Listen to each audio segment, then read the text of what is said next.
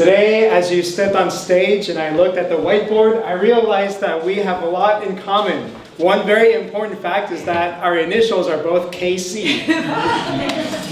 However, that's probably where the similarities end. If I were to give a speech like this today, I would be the kind of person who would be citing a lot of data. I would say, oh, did you know that people who complain, their amount of happiness is on average lower by maybe like 20% compared to the average person. Or if you own a puppy, puppies bring people more joy, 15% more joy than people who don't have pets. People who have sabbaticals and take a long break off, those people, their lives are more fulfilling. And people who do meditation, they have more peace in their hearts by 15%. You guys probably were listening to this and we're thinking, I'm not connecting at all. So boring. Stop with the data. Tell me a story. Today, what Karen did really, really well was she used stories to connect with the audience. All of the things that I just told you, if you Google it, may be true. But the way I presented it, as soon as I opened my mouth, you guys were probably like, stop, or get off on the stage. Yeah, exactly. I don't even remember. So today, Karen used a couple of stories to illustrate her point. And what is her point?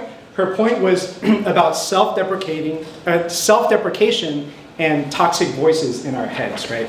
And the way she did this is she first talked about a situation that we can all relate to, right? We often run into people who murmur, who complain, but actually those people aren't that different from us, right? Immediately, our attention is drawn into the story because she's relating to us with something that we've all seen before.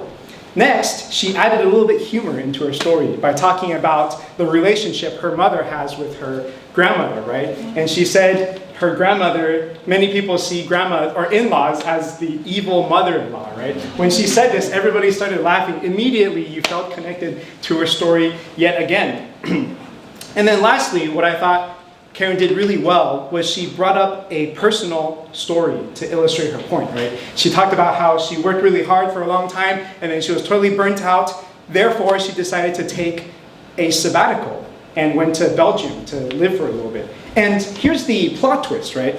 At first, everything was great in Belgium, but then soon after, those voices started to resurface again in her head, to illustrate the point that actually it's not that easy to get rid of these toxic thoughts or toxic voices that are in your head.